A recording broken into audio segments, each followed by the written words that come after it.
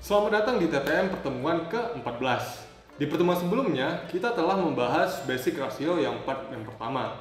Nah, di pertemuan kali ini, kita akan melanjutkan membahas tentang basic rasio part yang kedua. Nah, kita lanjut dari basic rasio yang part pertama. Selanjutnya itu ada yang namanya profitability ratio, yang di dalamnya itu mencakup 6 rasio.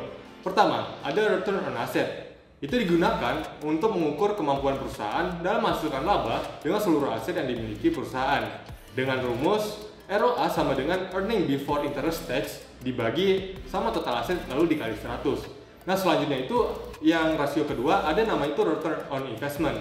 Digunakan untuk mengukur kemampuan perusahaan dalam menghasilkan laba yang akan digunakan untuk menutupi investasi yang dibayar.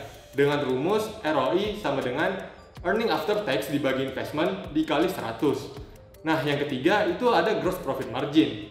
Digunakan untuk membandingkan laba kotor dengan tingkat penjualan perusahaan. Nah, menggambarkan kemampuan perusahaan dalam menghasilkan laba yang akan digunakan untuk menutupi biaya tetap dan juga biaya operasi lainnya. Dengan rumus JPM sama dengan gross profit dibagi net sales dikali 100. Nah, yang keempat itu ada operating profit margin. Digunakan untuk membandingkan laba usaha dengan tingkat penjualan, menggambarkan pure profit yang diterima dengan mengabaikan kewajiban bunga dan juga pajak. Dengan rumus OPM sama dengan operating profit dibagi net sales dikali 100. Nah, selanjutnya itu ada yang namanya net profit margin. Digunakan untuk mengukur laba bersih setelah dikurangi pajak dan juga bunga. Dengan rumus NPM sama dengan earning after tax dibagi sales dikali 100. Nah, selanjutnya itu yang terakhir dalam profitability ratio itu ada namanya earning per share. Digunakan untuk menunjukkan jumlah uang yang dihasilkan dari setiap lembar saham. Nah, semakin besar nilai EPS, maka semakin besar keuntungan yang diterima pemegang saham. Dengan rumus EPS sama dengan net income dikurangi preferred dividend lalu dibagi sama outstanding share.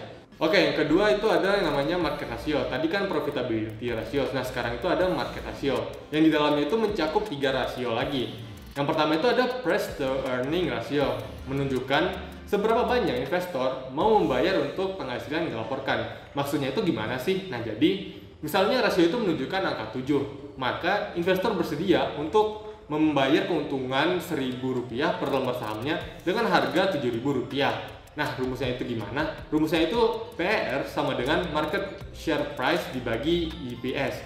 Nah, selanjutnya itu ada rasio book value per share of common yang menunjukkan jumlah angka rupiah menjadi milik setiap lembar saham dalam modal perusahaan.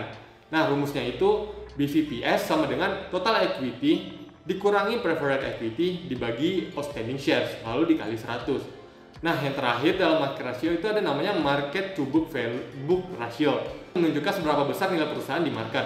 Nah, jadi semakin tinggi rasio ini, semakin besar tambahan kekayaan yang dinikmati oleh pemilik perusahaan. Nah, dengan rumus market to book ratio itu sama dengan market capitalization dibagi sama total book value. Oke, mungkin segitu aja untuk TPM pertemuan ke-14. See you in the next video. Bye-bye.